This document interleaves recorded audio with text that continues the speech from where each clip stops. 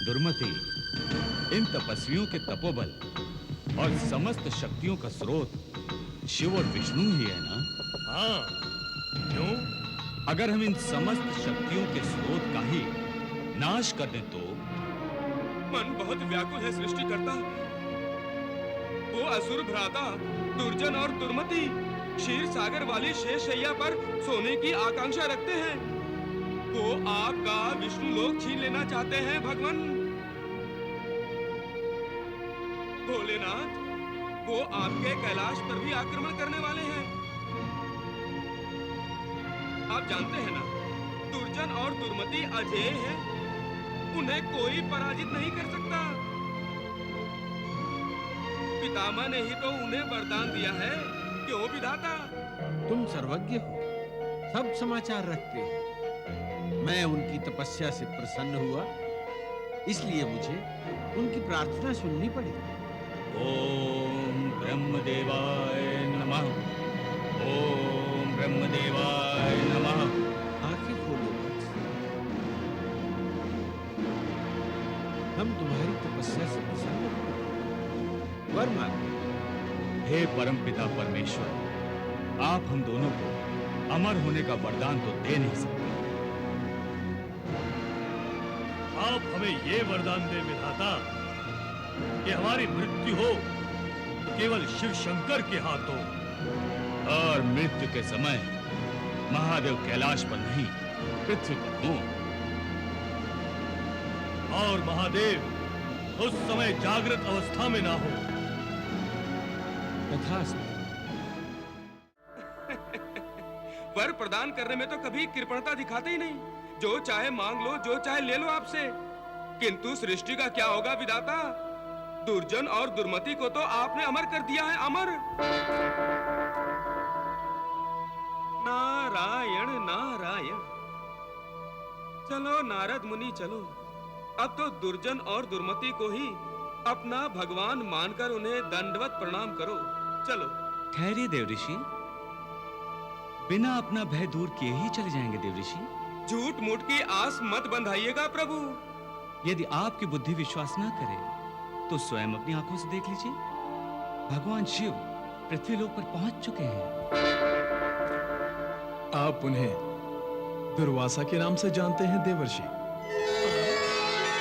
ओहो, ओहो, दुर्वासा।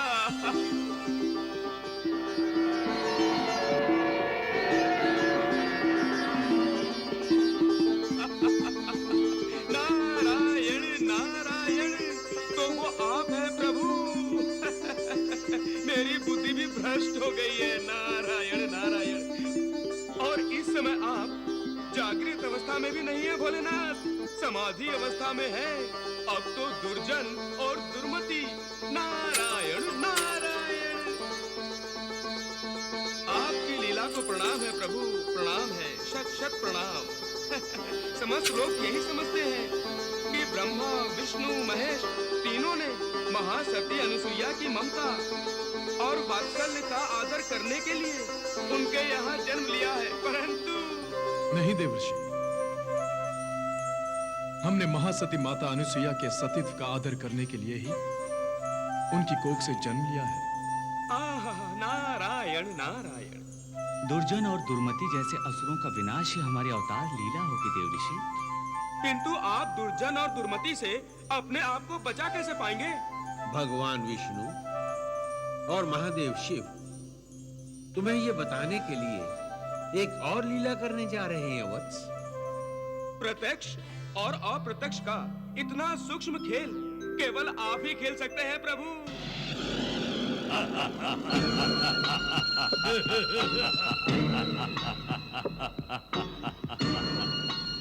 दुर्मति, हाँ भ्राता श्री। वो रहा कैलाश और वो रहे भगवान शिव शंकर। भ्राता श्री, शिवलोक आज से महादेव शिव शंकर का नहीं, हमारा होगा।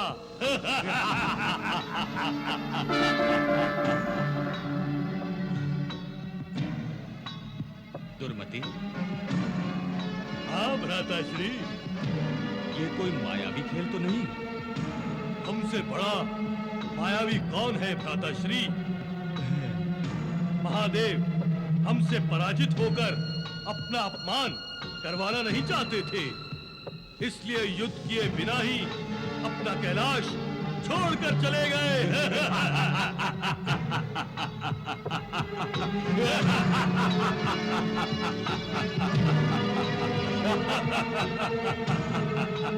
दुर्मति, लो, आज से हम कैलाशपति हो गए। कैलाशपति भ्राता श्री दुर्जन को मेरा प्रणाम। अनुज कैलाशपति दुर्मति को मेरा प्रणाम। दुर्मति, चलो अब हम क्षीर सागर चलते हैं। हाँ चले।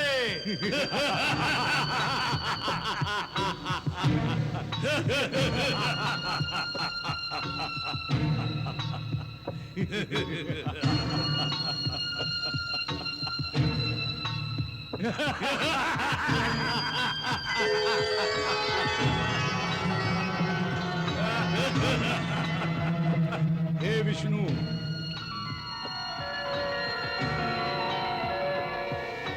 हम लोगों ने कैलाश पर विजय प्राप्त कर ली है और अब तुम्हें पराजित करके हम विष्णु लोक पर भी विजय प्राप्त कर लेंगे।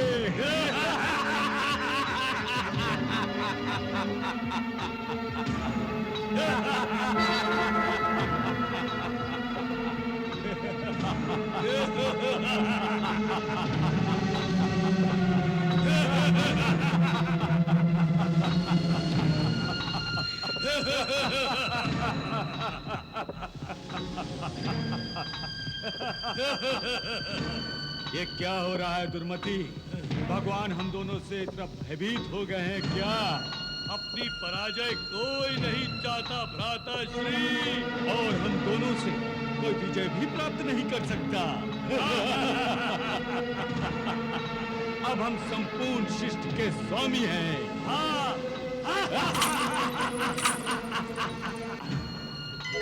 नारायण नारायण, संपूर्ण सृष्टि के स्वामियों को नारद का प्रणाम।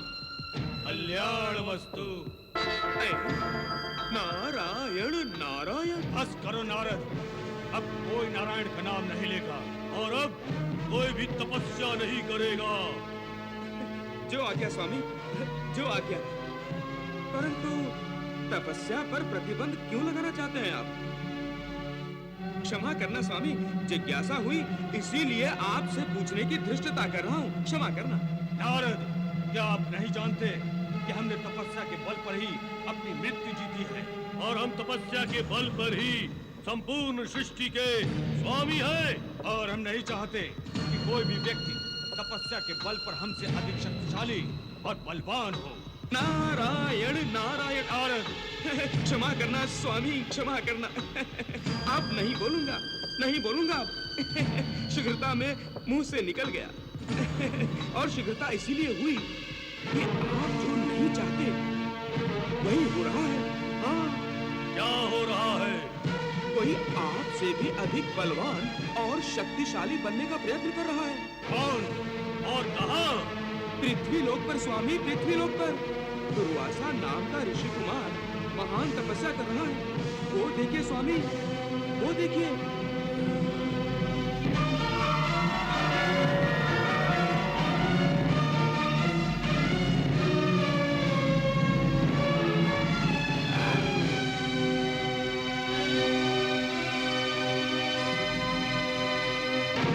हम इसकी तपस्या भंग कर देंगे। हाँ। चलिए भ्राताश्री।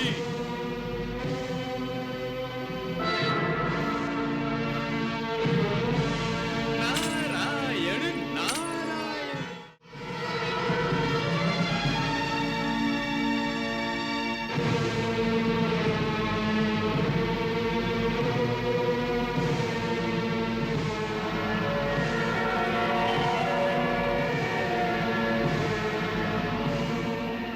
हे ऋषि कुमार, हे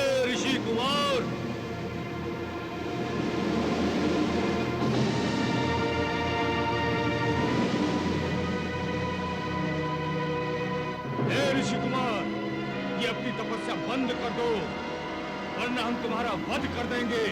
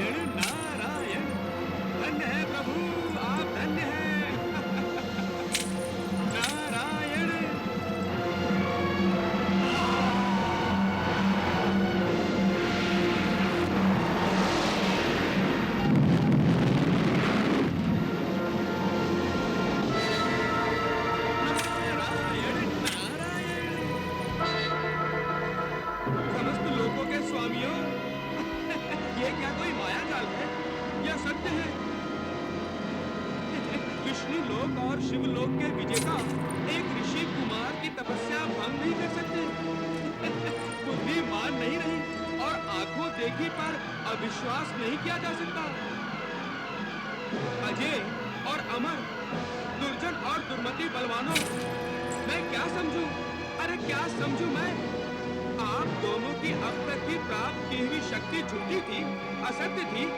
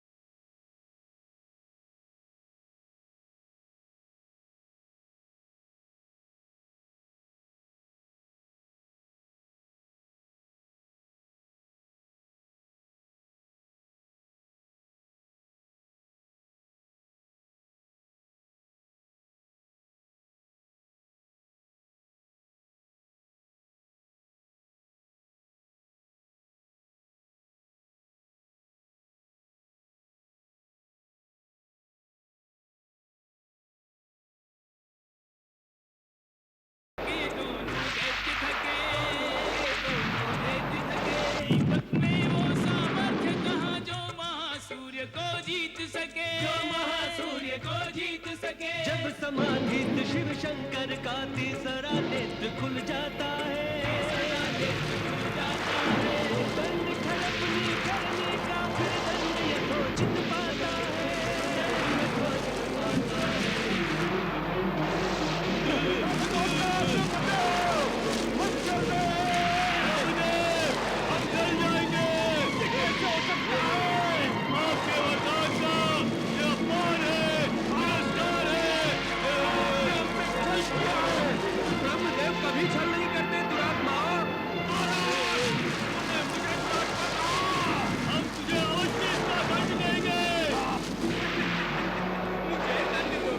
अच्छा, पहले अपने कर्मों का दंड का भुगतान, तुम्हें मिला हुआ वरदान ही सत्य हो रहा है। देखो देखो, दुर्वासा के रूप में भगवान शिव ने ही जन्म लिया है। और इस समय दुर्वासा जागृत अवस्था में नहीं है, समाधि अवस्था में है। देख रहे हो ना मुझको? नारायण नारायण।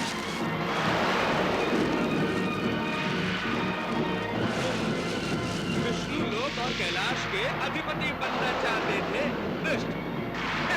पहले अग्नि स्नान में 2-4 युग बिताओ, फिर देखना और फिर मुझे दंड देना। नारायण नारायण। भ्राताश्री मनोज, भ्राताश्री।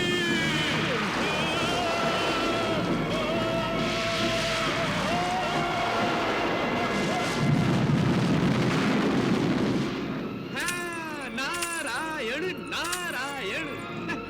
प्रभु नारायण नारायण।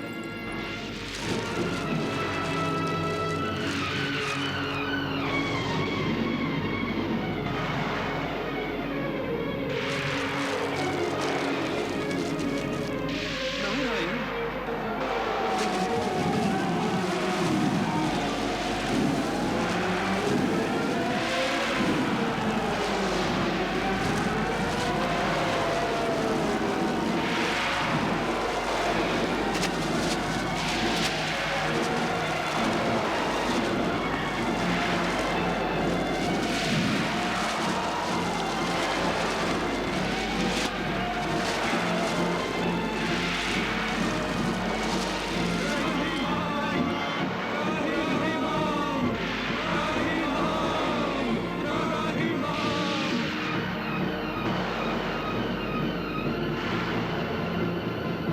हे परमपिता, हे परमपिता ब्रह्मदेव। वत्स नारद, हे विधाता, ये कैसी लीला है आप त्रिदेवों की। वत्स, दुर्वासा भगवान शिव का रौद्र रूप है और इस समय दुर्जन और दुर्मति का विनाश करने के लिए ही महादेव स्वयं दुर्वासा में अवतरित हो गए। परंतु जगत पिता, इन्हें शांत करना अति आवश्यक है। देव ऋषि, अपने रौद्र रूप को शांत तो केवल महादेव ही कर सकते हैं। नारायण नारायण। हे देवाधिदेव महादेव, हे शिव शंभु, हे कैलाशपति, हे महादेव, हे महादेव, जागिए प्रभु जागिए।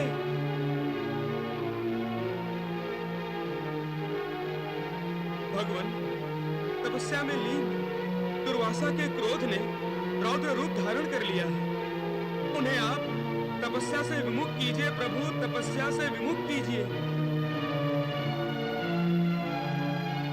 सृष्टि की रक्षा कीजिए भोलेनाथ, सृष्टि की रक्षा कीजिए प्रभु, सृष्टि की रक्षा कीजिए। तथास्तु।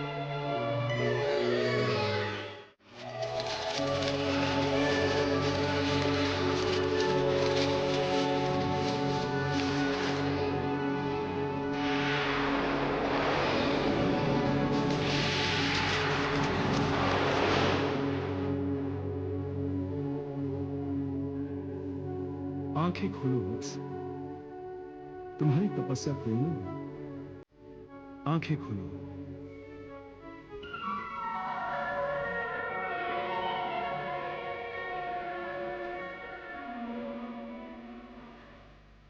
आपके दर्शन हुए प्रभु,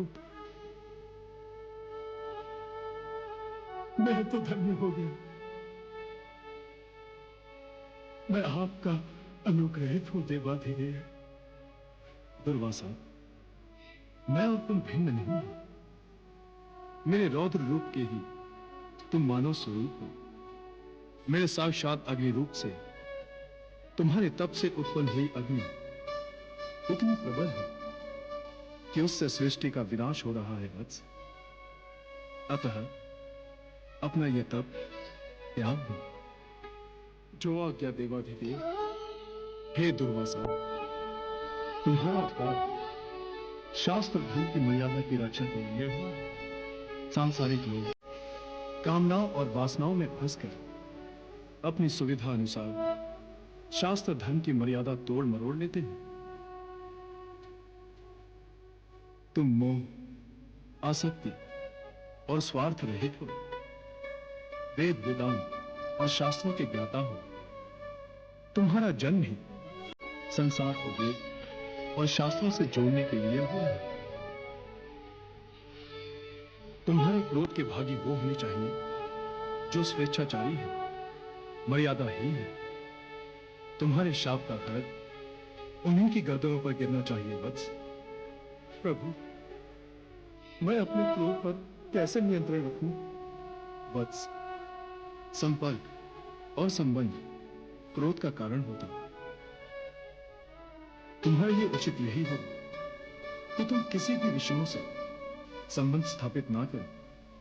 किसी भी एक जगह इतनी देर मत ठहरो कि वहां संबंध स्थापित हो जाए।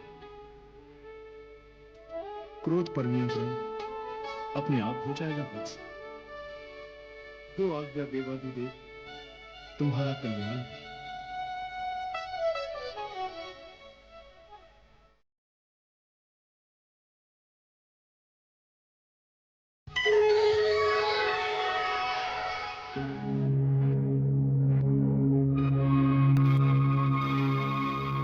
ये क्या कह रहे हैं आप? कल से भोजन नहीं किया पिताश्री ने? महाराज अपने कक्ष में किसी को भी आने की आज्ञा नहीं देते युवराज। वो दरवाजा अंदर से बंद किए रखते हैं और किसी को भी आने नहीं देते।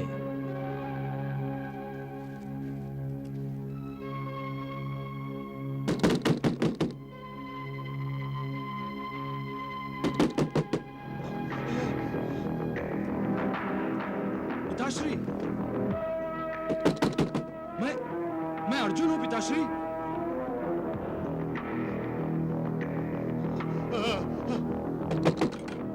पिताश्री, दरवाजा खोलिए।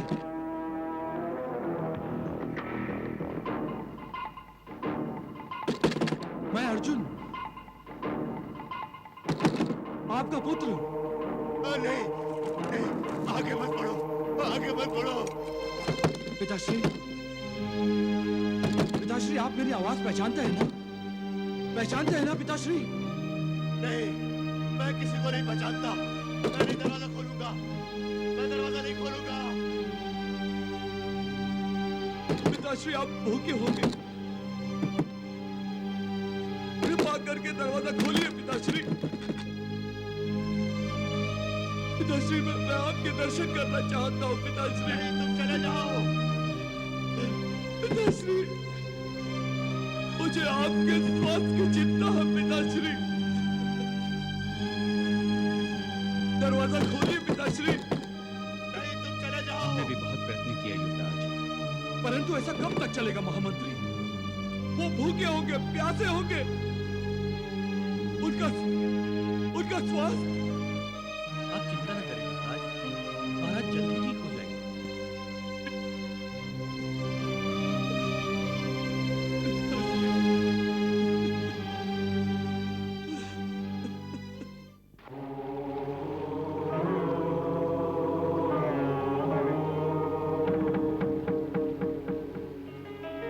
भगवान श्री दत्तात्रेय शक्तियां अर्जित करने के लिए तपस्या कर रहे थे। श्री दत्तात्रेय को भी अपनी लीला से समस्त पृथ्वीवासियों का मार्गदर्शन करना था। इसीलिए वो ब्रह्मा, विष्णु, महेश से शक्तियां ग्रहण कर रहे थे।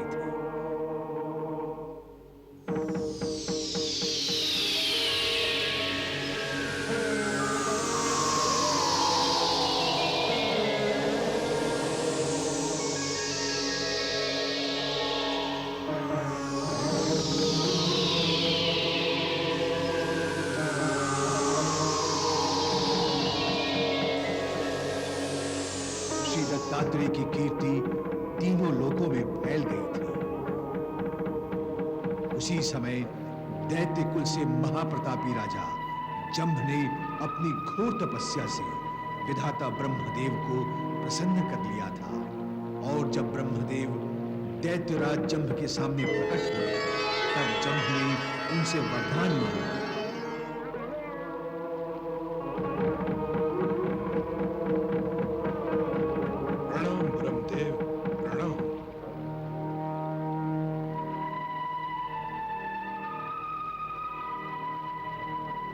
तुम्हारी तपस्या से प्रसन्न हुए। मांगो, क्या वर चाहते हो?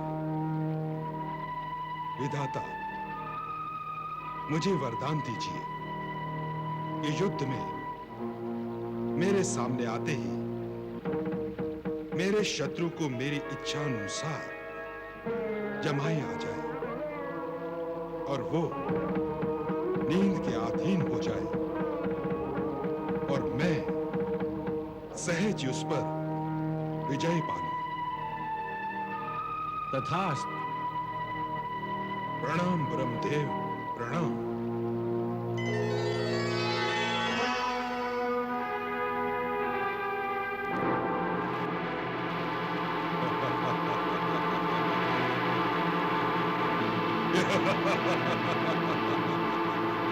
परमपिता ब्रह्मदेव से वरदान पाने के पश्चात दैत्यराज जंभ ने सर्वप्रथम इंद्रलोक पर आक्रमण किया।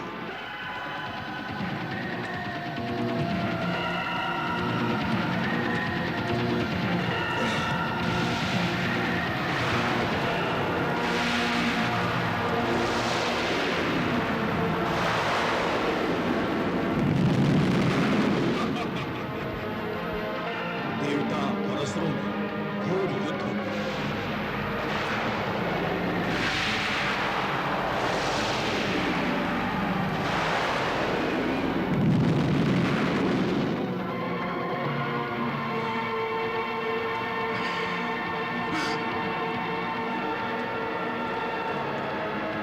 अब मुझे ब्रह्मा जी का वरदान प्रयोग करना होगा।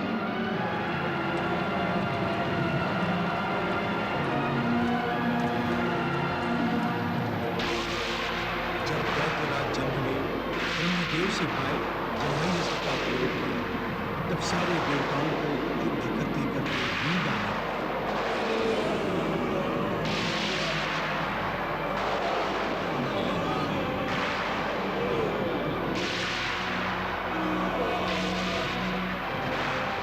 और वो युद्ध से विमुख होकर भाग गए।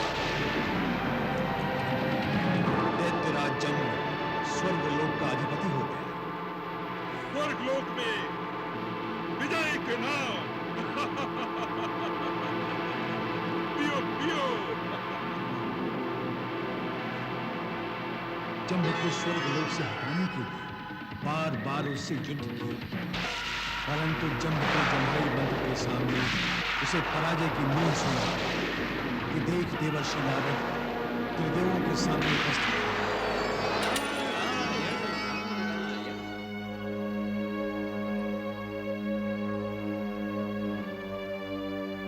क्या होगा प्रभु? क्या देवताओं को अब पृथ्वीलोक का आश्रय लेना पड़ेगा? ये सब आपकी कैसी लीला है त्रिदेव, कैसी लीला है? सुना था स्वर्गलोक तमोगुणी दैत्यों के लिए नहीं, रजस गुणी देवताओं के लिए है। परंतु अब तो रजस गुणी देवताओं के लिए कोई स्थान ही नहीं रहा। क्या सृष्टि का चक्र उल्टा घूमना शुरू हो गया है त्रिदेवों?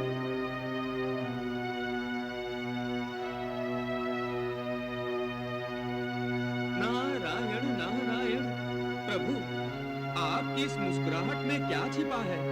कृपया इस घुमंतु नारद को बताने की कृपा करें कि क्या सचमुच आप स्वर्गलोक पर दैत्यों का आधिपत्य चाहते हैं? देवर्षि, देवेंद्र चाहे कितना ही प्रयास कर ले, वो जंभ को पराजित नहीं कर सकेगा। ये मैं क्या सुन रहा हूँ प्रभु? मैं अभी जाकर देवेंद्र को सूचित करता हूँ, वो तत्काल आपकी शरण में आए। देवर्षि, हमारी शरण में नहीं, उन्हें योगेश्वर दत्तगुरु दत्तात्रेय की शरण में जाना होगा, क्योंकि पृथ्वीलोक में दत्तात्रेय के महत्व का गुणगान तभी होगा। जो करेगा योगेश्वर दत्तात्रेय की भक्ति, उसे मिलेगी सारे संकटों से मुक्ति। नारायण नारायण। मैं अभी जाकर देवेंद्र को सूचित करता हूँ। देवेंद्र, योगेश्वर दत्तात्रेय की शरण में पहुंचा।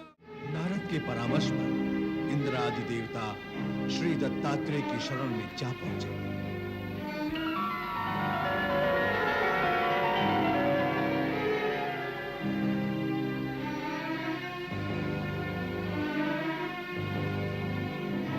रक्षा कीजिए प्रभु। किससे? दैत्यराज जंब से। उसने तीनों लोकों में त्राही त्राही मचा रखी है। यदि उसका शीघ्र विनाश ना किया गया तो सत्य, धर्म और न्याय तीनों विनाश के कगार पे खड़े होंगे। दैत्यराज जंब का संहार हमारे वश में नहीं है प्रभु। यह कार्य तो आपको करना होगा प्रभु। दैत्यराज जंब से तीनों लोग त्रस्त हैं प्रभु। उसके अत्याचारों से तीनों लोगों को मुक्त करा दीजिए दत्तगुरु। मुक्ति तो तुम्हारे हाथों से ही होगी देवेंद्र।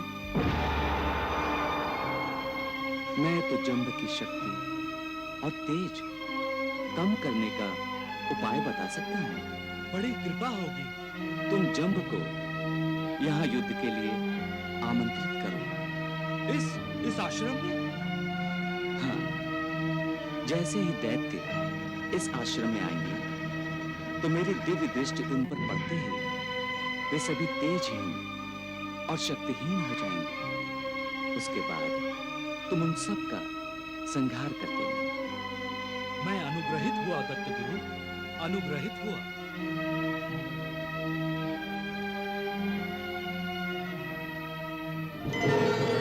दैत्यराज जंब,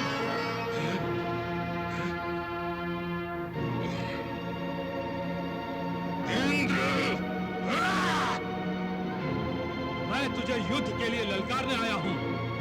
मूर्ख, निर्लज्ज, कायर, भगोड़े, तुझे लज्जा नहीं आती? मुझसे बार बार पराजित होने चला आता यहाँ। इस बार मैं विजयी होने के लिए आया हूँ।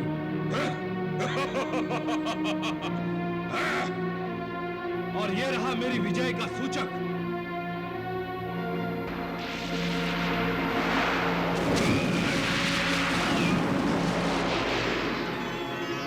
मूर्खेंद्र, क्या तू जानता नहीं कि मैं अपराजय हूँ?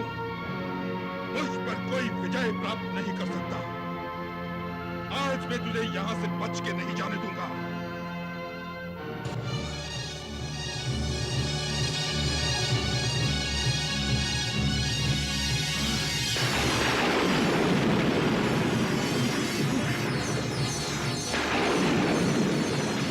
ये भी कोई युद्ध करने का ढंग है? चलो, अब की बार हम युद्ध करने आएंगे तो इसके जमाई अस्त्र को नष्ट करने वाला अस्त्र प्राप्त करके आएंगे। मूर्खेंद्र, तुम यहाँ दोबारा नहीं आ पाओगे। यहाँ क्या, कहीं भी नहीं आ पाओगे। भागने मत दो इन सबको, पकड़कर सबका विनाश कर दो। भागो, दैत्यों को अपने तक पहुंचने मत देना।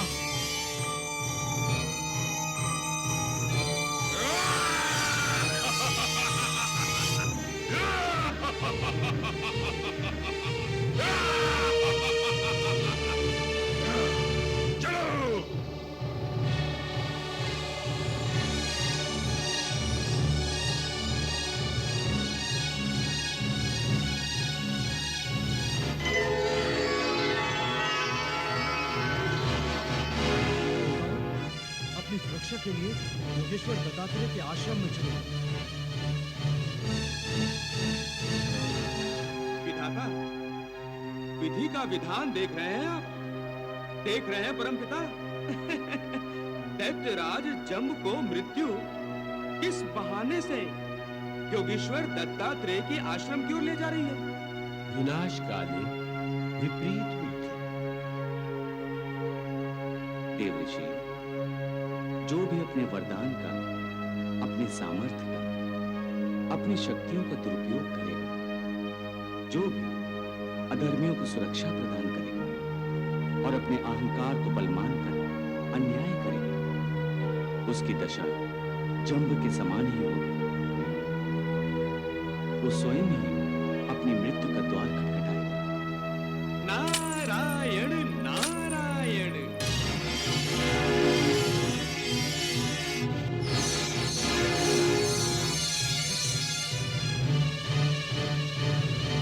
कहाँ चले गए देवता लोग? वो देखिए दत्तराज।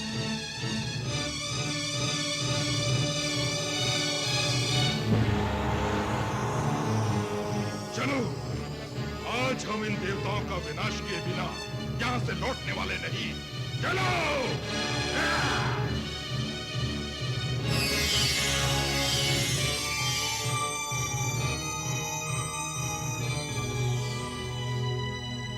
देवी। हाँ प्रभु। दैत्यराज जंब ने दत्तात्रेय के आश्रम में प्रवेश किया। अब फिर से आपको अपनी लीला रचाने का अवसर प्राप्त हुआ। जाइए देवी, दत्तात्रेय की सहायता कीजिए। जो आज्ञा प्रभु।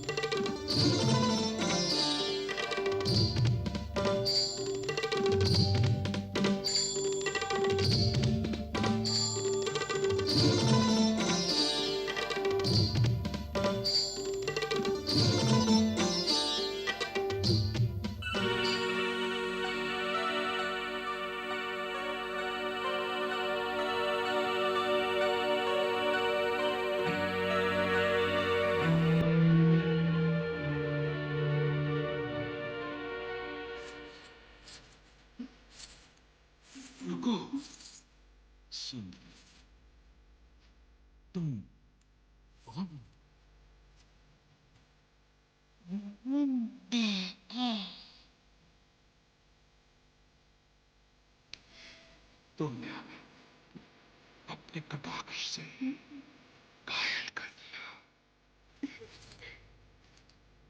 सत्य? परंतु अभी हमारा आपसे परिचय नहीं हुआ। जब आप हमसे... हाँ, मैं त्रिलोक विजेता दैत्यराज जम्बू जम्ब। त्रिलोक विजेता। सबको पराजित किया है ना आपने? हाँ, सबको। हमें भी करेंगे?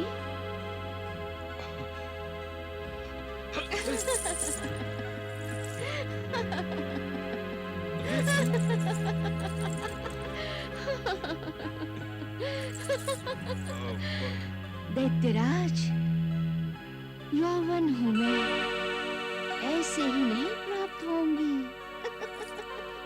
तो प्रतीक्षा कीजिए, पहले मैं अपने दास से मिलाऊं। दास? कौन दास? ये देखो, मेरी आस में न जाने कब से बैठा